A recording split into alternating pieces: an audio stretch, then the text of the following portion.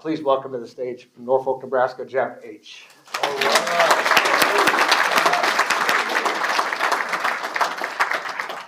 Good morning, everybody. Good morning. My name's Jeff Hitz, and I'm an alcoholic. Yeah.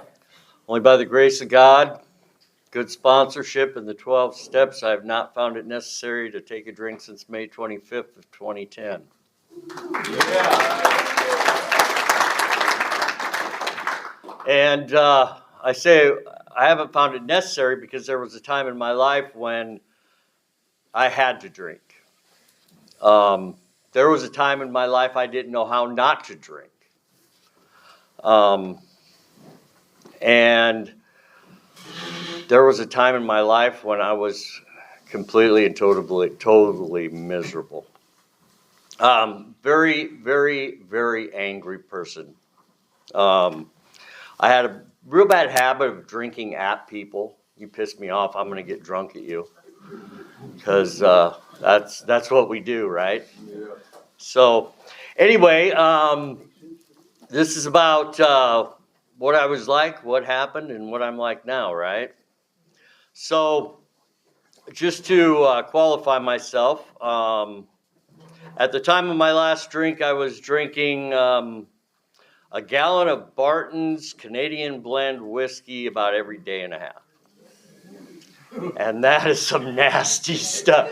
But hey, I used to joke like I can get hammered for $7.99. Yeah, it's no secret why I drank. I drink to get fallen down, stupid, piss your pants, commode hugging drunk. I don't drink, I get drunk. That's what I do. In the big book, it talks about how we wish we could drink like other people, and I never had that experience. I want other people to be able to drink like me. I'm way too selfish to want to drink like other people. I want you to drink like me. So that's kind of my qualifier, and there were other substances involved, but this is Alcoholics Anonymous, and that was always my go-to anyway. Alcohol was everything to me. I could always rely on alcohol. Alcohol ruined a marriage, a lot of jobs, my relationship with my children. Alcohol took a lot from me. And I remember the last time I drank was not the worst day I ever had.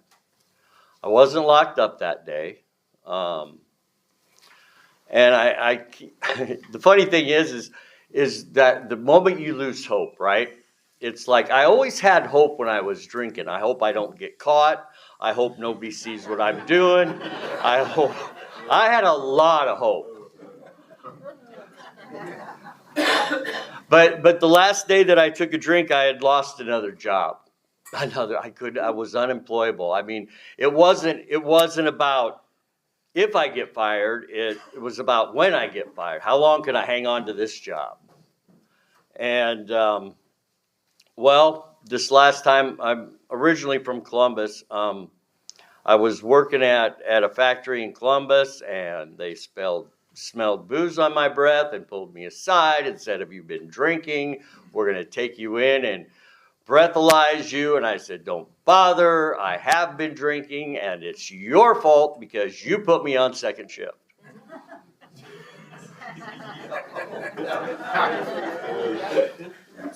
It wasn't my fault. And so they said, "Since you were honest with us, we'll give you the opportunity to resign or you can be terminated." And I said, "Well, I guess I quit my job today." I went home that day, and this was seriously, for the first time, this is when I really felt like no hope. It's like, this is never going to end. I can't keep going like this. My wife left me. My kids hate me. I have no friends. Maybe I should just end it, right? And if you're familiar with Columbus, that my plan was this, was I was going to park my car on the railroad tracks because there's a train that goes by about every 10 minutes. And I wouldn't have to wait very long. And then my kids would be set. They'd have my life insurance money and everything. Everybody would be happy if I was just gone.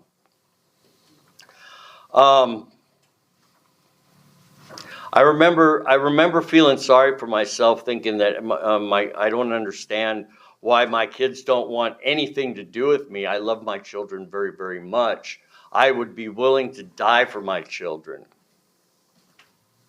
And I remember thinking too that you sometimes when you're drunk, you have moments of clarity where you go, well, that's not saying much. Dying is easy. Maybe you should try and live for them. So I picked up the phone and I called my daughter and I said, sweetheart, thanks for answering. I think I need to go to treatment again.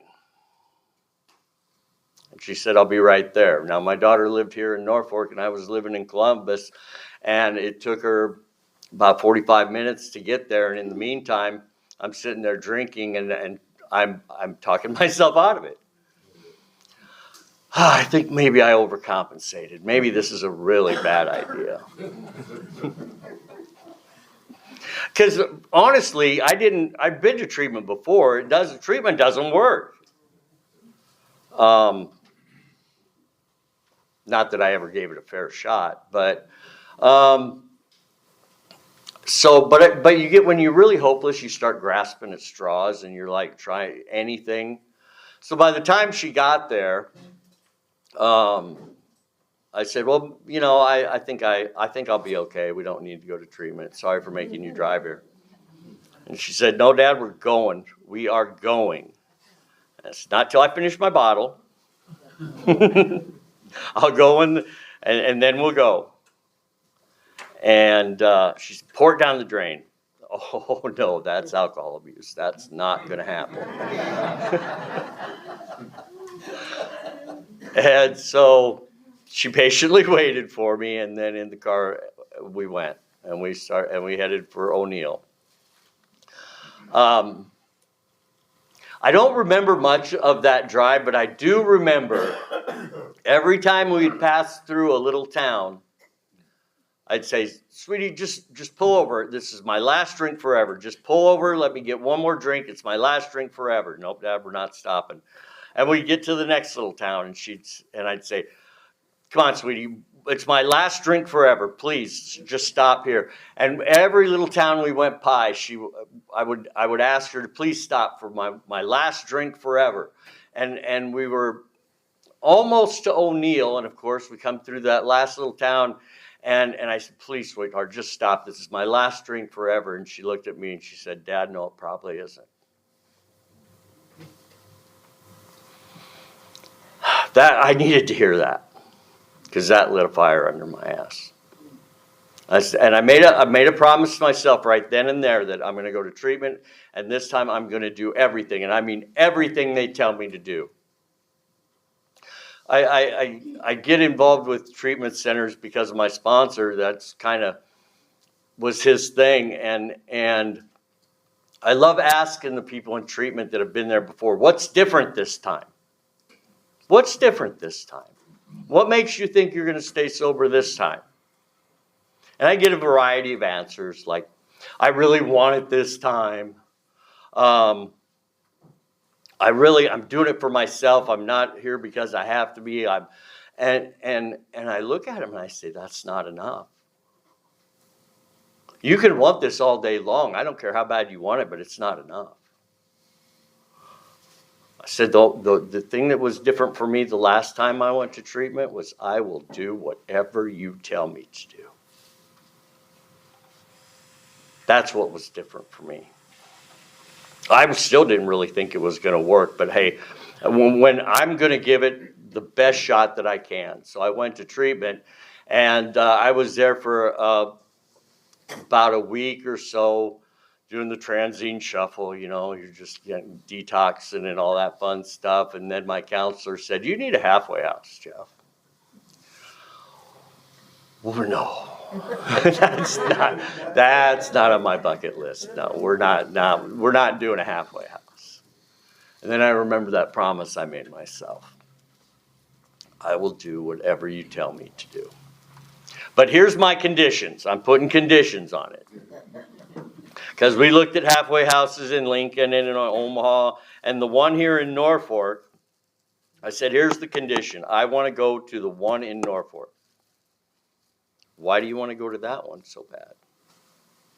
Because my daughter lives in Norfolk. That was the only reason I came to Norfolk, Nebraska. That was a God thing. I wound up here at the link in Norfolk, Nebraska, and that's where my miracle happened. That's where I met my sponsor.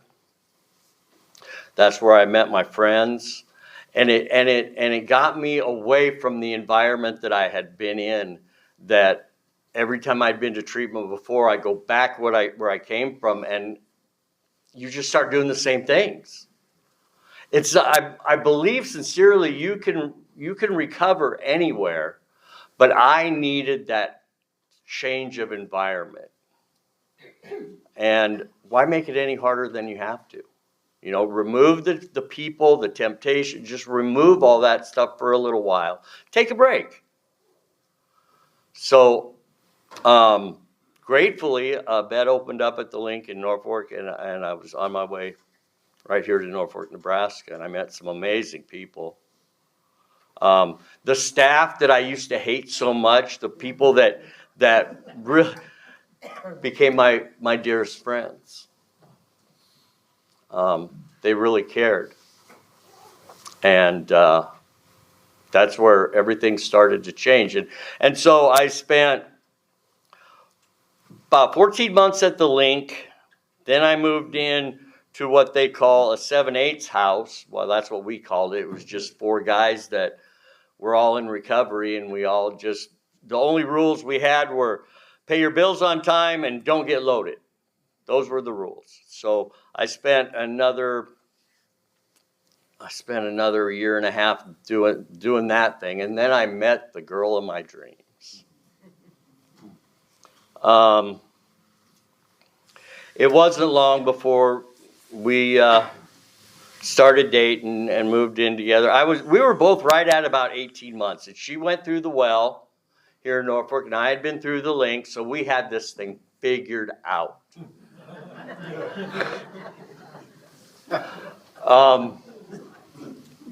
And so we had dated for about 6 years before we finally got married. But let me tell you some experiences that I don't think we realize sometimes how important our recovery is to the people that care about us. I think we forget that real quick. I remember my first Christmas when I was at the link, and this is something that really surprised me, because I remember my daughters are finally starting to get back into my life, and they would come and visit, and they'd say, "Dad, what do you want for Christmas?" And I'd say, "I just want to be sober. That's all I want for Christmas. I just want to be sober." And as Christmas got closer, whether you realize it or not, you know, you don't have a whole lot of money when you first get into recovery. I always tell people that I'm not afraid of relapse. Relapse is easy. That doesn't scare me a bit. Early recovery scares the Jesus out of me. That's hard stuff. That's what scares me. So I remember telling them that all I wanted for Christmas was just to be sober. And so Christmas rolls around, and I didn't have much to give them because, you know, you're an alcoholic early in recovery, and money's pretty hard to come by. But I don't remember what I even got them. It wasn't much, like a scarf and mittens, and I was really ashamed.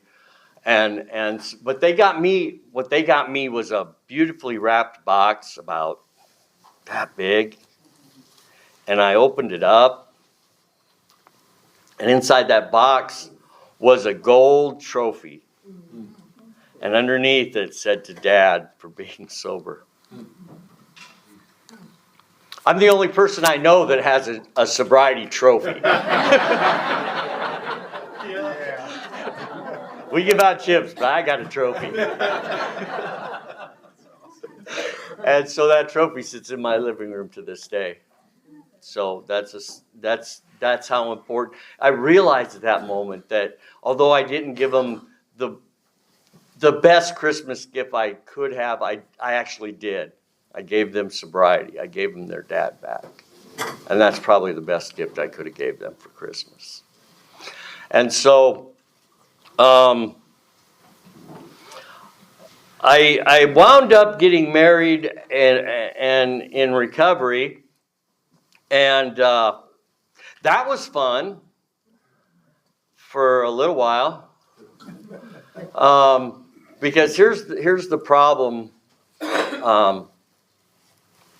I'm working the best program I can. I'm trying to be involved with service. I'm trying to sponsor guys. I'm trying to work a solid program, but my wife wasn't. She was an alcoholic like me, but and she stayed sober for a couple years before all of a sudden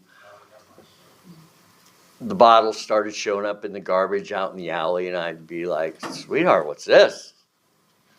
"Oh, the neighbors must have thrown it in there." Sure. Yeah, sure. I remember telling my first wife that. So,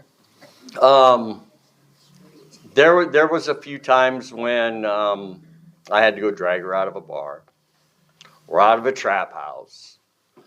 And it got difficult. So,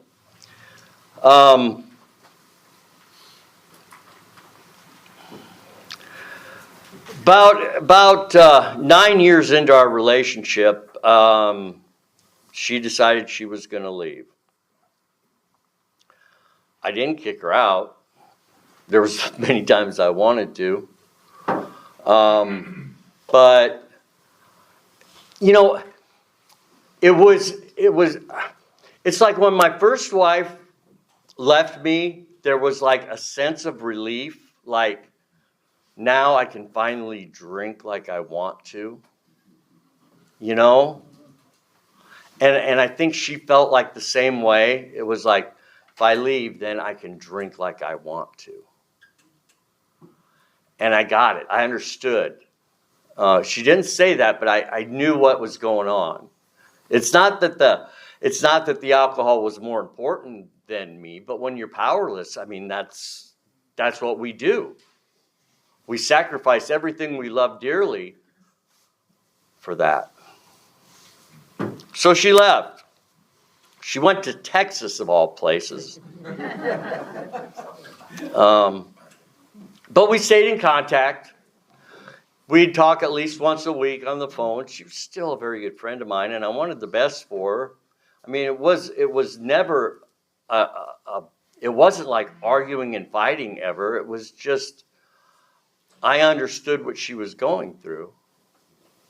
And we stayed very good friends. And the last time that she called me on the phone, she was confessing to everything she'd ever done. Oh, that one time that I wrecked the car, yeah, I'd been drinking. And I'm like, I know.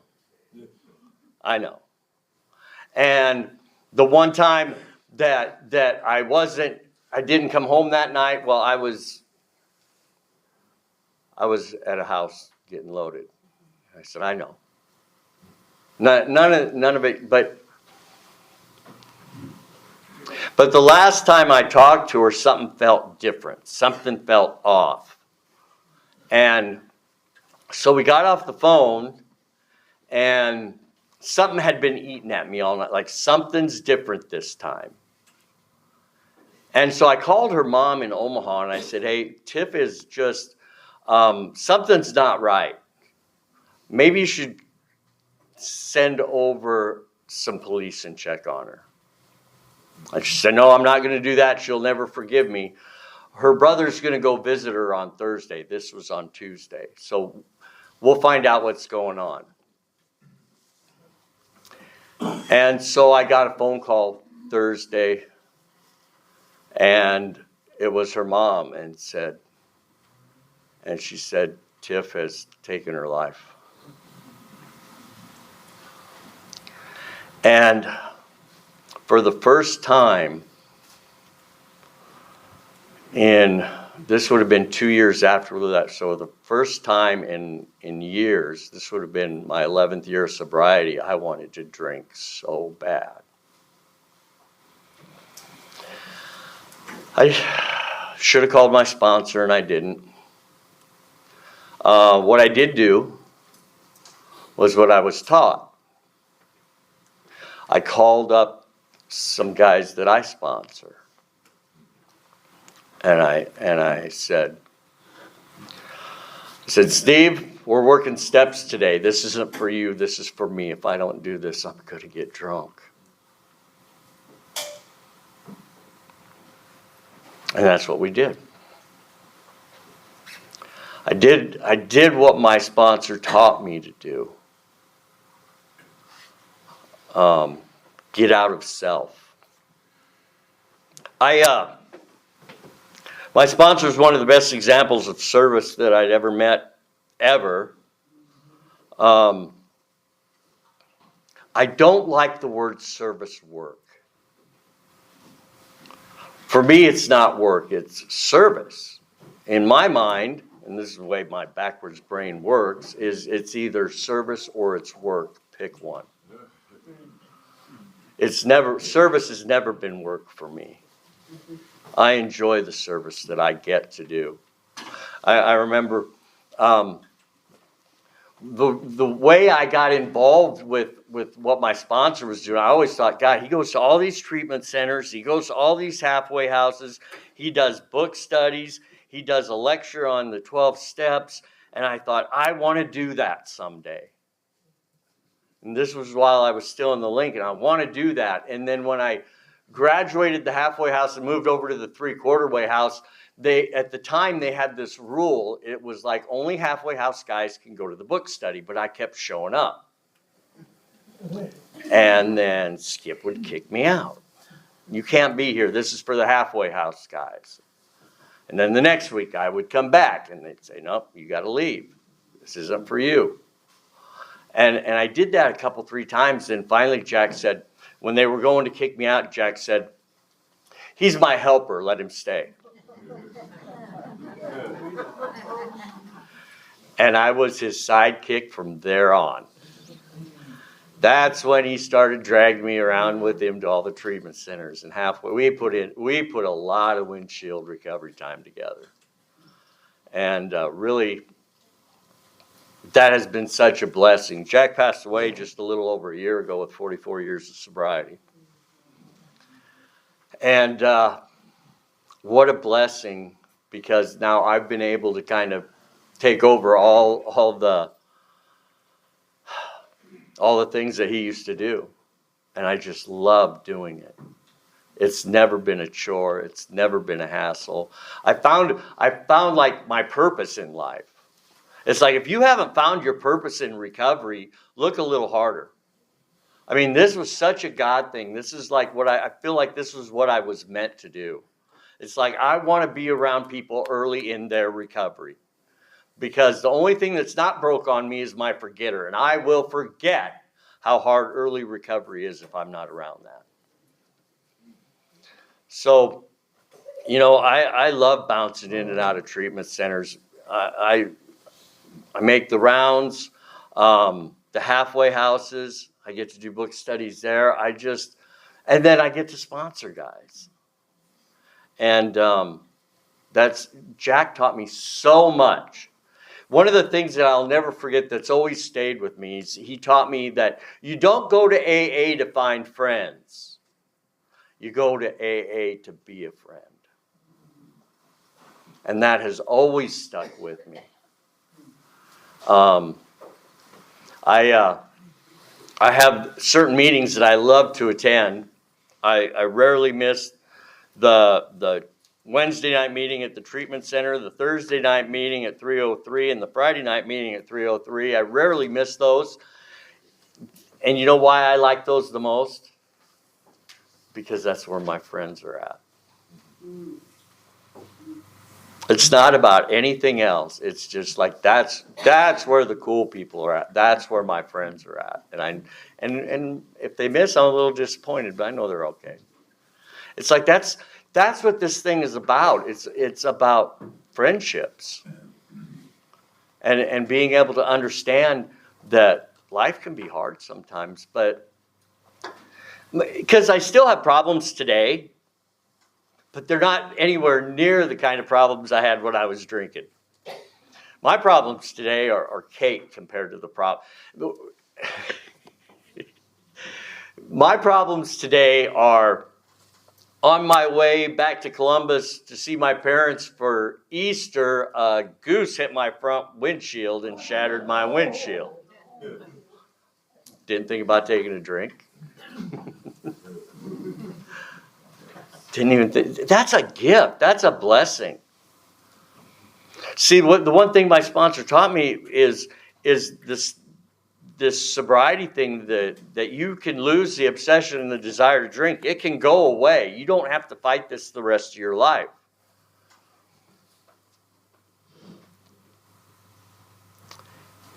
If you line your life with doing your higher power's will, if you can do God's will for you, which in my mind is just to help other alcoholics, then maybe, just maybe, he can remove that obsession and desire to drink. And it's been true for me.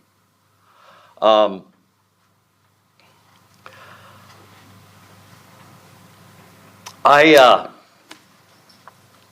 have such a wonderful life today. I can go to work today now and not have to worry about getting fired, at least not for drinking.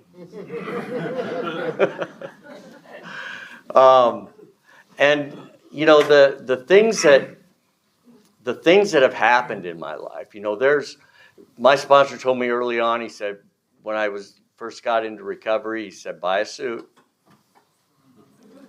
Buy a suit. You're gonna have a lot of funerals to go to, and then they can bury you in it."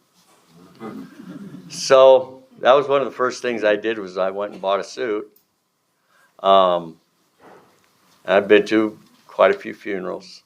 You know, the one story I was not going to talk about, but I will, is, see, I didn't fall off the turnip truck and with a big book and went to AA and said, "I'm home." That's not how my journey went. I fought this thing. I fought it. I went to my first AA meeting in 1986 on a court card. I've only been sober 14 years. I bounced in and out for a long, long time. I remember when I went to Valley Hope, and you know, you hang your cup before you leave. And I remember I'm going to put my 24-hour chip in this cup, and then in a year I'll come back and get it, right? That's the goal.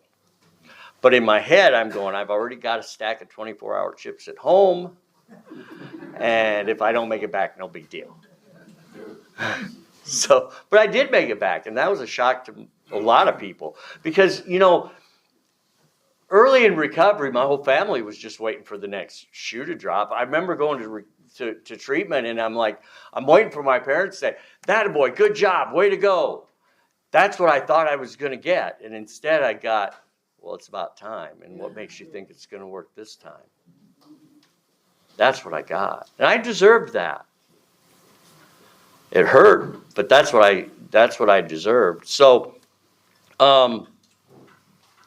you know, the God of my understanding answers prayers, but now I got to be very, very careful because I learned a few years ago that He doesn't always answer them the way you want Him to. Because with my first wife, I remember saying many, many prayers about if my ex-wife would just forgive me.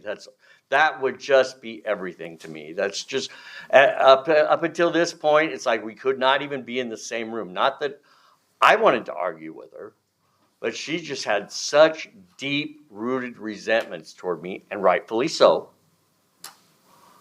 that she would not be in the same. If I would show up to see the kids and she was there, she would leave. She just hated me so much, and all I wanted was for her to forgive me. About 6 years ago, well, what happened was, years ago, I was in an accident, and I was in an accident that was in an unmarked intersection a couple blocks from my house. I had been drinking, and during the accident, my car spun around and ran over a young boy on his bike who was alongside the street. Brian was 13 years old, and he was killed. Now, the reason I'm probably not in prison today is because the police let me leave the scene of the accident and this was back in the late 80s. They let me leave the scene of the accident without checking my alcohol content. They came back later, but that's the only thing that kept me out of prison. And I believe a lot of times that really fueled my drinking a lot. Now let me tell you what happens. Now I'm praying for my ex-wife to forgive me for all the bad things I had done. And about 6 years ago, she gets in a car accident. In the pouring rain, hits a 36-year-old man on his bike, on his motorcycle, and kills him.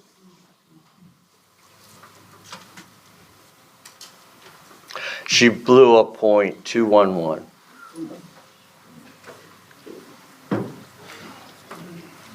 My ex-wife has forgiven me, but at what cost? At what cost? I wish she would have hated me for the rest of her life than to have to experience something like that. You know, this thing kills people. It does. It does it all the time. I don't know that if I would have kept drinking, it would have killed me. I think I would have lingered for quite a while, just because I will take it to the edge. I'm an envelope pusher. I will take it to the edge and then pull back at the last minute. And so when I tell people that good sponsorship and the 12 steps, did they save my life? I don't know. But I can tell you this, they greatly improved the quality of my life, and to me that counts for everything. The quality of my life, I mean, my kids are back in my life. When I got done doing the steps, my sponsor came up to me and he said, "Jeff, you take very good care of this program. Your grandkids may need it someday." My oldest granddaughter will have 2 years in June. How did he know that? That's what I want to know. How did he know that? Yeah, she now chairs the Thursday night meeting at 3:03. She's very active. She's been through the steps. She sponsors women today. And if you don't think that makes me proud, and it was touch and go for a long time, you don't know. I don't know that my example or anything had anything to do. I can't take credit for her recovery. I can't. But I can take a little bit of credit for helping her along in her recovery once in a while. You know? And that's just, this disease has been such a part of my family. My oldest daughter says that she's not one of us, but she says, "Dad, I think if in a past life I must have been an alcoholic, because you're an alcoholic, my mom's an alcoholic, my daughter's an alcoholic. She goes, this must be karma from a previous life. I must have been an alcoholic in my previous life. So she's such a sweetheart, and my kids have just been so much support, and I am so blessed to have the people in my life and a sponsor in my life that took me under his wings and drugged me halfway around eastern Nebraska to different places, and he's shown me what this whole thing is really about. He's shown me that, when I was drinking, I didn't care about you or anybody else. All I cared about was alcohol. I didn't care about people. And then when I got sober, I still had a hard time caring about people. Remember, I was very, very angry when I got here. My sponsor used to sit on the deck with me at the link, and I would be so mad. And he'd say, Jeff, happiness is a choice. You can be as miserable as you want to be, but you don't have to be. And I'm like, you go, son of a... What do you mean it's a choice? I'm living here with 15 other guys. I don't want to be here, and they're making me do all this crap I don't want to do. How am I supposed to be happy? He said, just choose to be happy. What a load of crap. and it took me a while. It took me a couple years to figure out that he's right. See, if my happiness hinges on my circumstances, if I'm looking for happiness out here, that's what I was doing when I was drinking. I was trying to find happiness in a bottle. I was trying to find happiness in a woman. I was trying to find happiness in a job. And if you're looking for happiness out here, you're never going to find it. It is in here. And when you start doing the things, when you start caring about other people, you know what? I had to start helping other people, and lo and behold, I started to care about them. When you start helping people, you automatically start to care about people.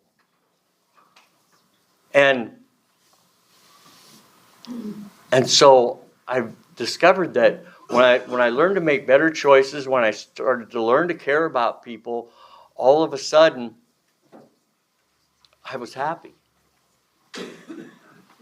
I found happiness that I never thought existed. I found a happiness that I could not possibly have imagined when I was drinking. I thought happiness was just the lack of pain. Just that's emotional, spiritual, or physical. I just thought happiness meant not having to feel. But that's not what it's about at all. I remember, and I fought this God thing. I mean, I really fought the God thing.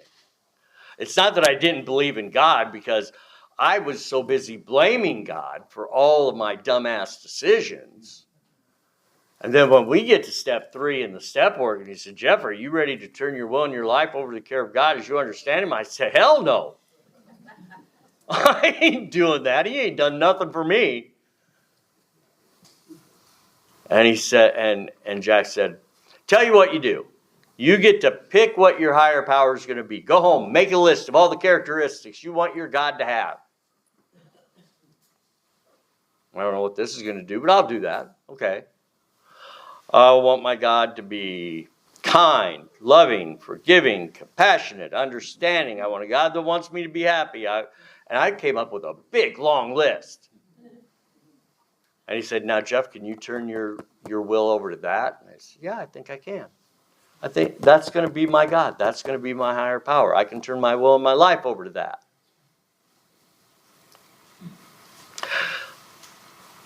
About a year and a half later, I was getting ready to move out of my apartment into my new place, and I was packing up all my stuff, and I stumbled onto that list as I was packing up. And I started reading through it. Kind, loving, compassionate, understanding, forgiving. And the light bulb went off. And I went, these are the exact same characteristics I want to have. My God had always been those things. I was not. And so when I discovered that, and trust me, this is the kind of person I'm still working at becoming. I am not there yet. But I'm a lot closer than I was when I first started this journey. AA has given me so much. And I can't possibly pay it back. And my sponsor has taught me so much. We've had some long talks. People ask me, do you have a sponsor? And I say, yes, he's just not with us anymore. I don't know that it matters. I mean, here's what he taught me. He said, a good sponsor will teach you not to need a sponsor. A good sponsor will teach you to rely on the God of your understanding. He said, I am a human power. I will fail you. But your God won't. And this is how he taught me not to need your sponsor. Every time they always say, whenever you have a problem, whenever you're thinking about drinking, call your sponsor, right? And that's what I would do. I'd call Jack. Well, this SOB at work has really pissed me off, and I really feel like getting drunk at him, and I don't know what to do. And he'd say, oh, Jeff, calm down. Did you pray today? Did you help anybody today? Well, no, but go do that and then call me back. Okay, I'll go pray. Now I'll go call up somebody and see if I can help them with something. And by the time I got done doing that, I forgot what I was all upset about. And so every time, no matter what the problem was, every time I'd call him, the solution was always the same. Did you pray today? Did you help anybody today? So it got to the point where every time I want to drink at somebody or bad things are happening in my life, I go, okay, he's going to tell me to pray and to go help somebody. So I'm going to go do that. And when I'm done, I'll give him a call. And when I got done doing that, I didn't need to call him anymore. He taught me not to need him. He taught me to rely on the God of my understanding. And so, the lessons that he's taught me are priceless. But I must say I miss him dearly. Look, if you don't think you have the best sponsor on the planet, you better get a different sponsor. Because I had the best sponsor on the planet. And here's what's weird is I got Jack as my sponsor because when I was at Valley Hope, they give you a list of people in wherever you're going to. They had a list of men in Norfolk who sponsored. And John said, here you go. Pick one of these guys. Here's their phone numbers. Give one of them a call. And I said, John, cut the crap. I need the best guy on here because I'm really sick. And he said, well, it's Jack C. right there. So I came to Norfolk. I went to the link and I looked for Jack. And it didn't take long because he did the Thursday night book studies every Thursday night. And I asked him to be my sponsor. I said, Jack, will you be my sponsor? And this was right before the international convention in Texas, I believe. This was back in 2010. And he said, no. I'm like, that son of a bitch. He doesn't think I can stay sober. So for 2 weeks, I stayed sober on a resentment. and he said, He said, I'm going to the international convention in Texas. I'll be back in 2 weeks. And if you still haven't found a sponsor, talk to me. And so he gets back. I still hadn't found a sponsor. I said, Jack, now will you be my sponsor? He said, no, but I'll take you through the steps. The steps changed my life. I remember looking at my 4th step, and I remember looking at it. That was me, and I said, I don't like this guy. This guy is a jerk. I don't like the guy that's on this piece of paper. And I teared up a little bit, and he said, Jeff, don't worry, we can fix this. And I needed to hear that at the time, because I thought that's who I was going to be forever. And he said, no, we can fix this. And he was gracious enough to take me through the steps. And for about the first year, he didn't know that he was my sponsor. But he was. And then after starting to tag along with him everywhere, then he finally claimed the title. And we've been pretty tight ever since. So when I came up and introduced myself, and this is like from the bottom of my heart, it is just for the grace of God. It is just for good sponsorship and those 12 steps that I have not found it necessary to take a drink today. And I can't think of a bigger blessing, and the people in my life today, and the opportunity to come up and talk to you today. Please don't ask for your money back. You're not going to get it. But I just want to say thank you so very much for letting me come up and share. That's all I got. Thank you.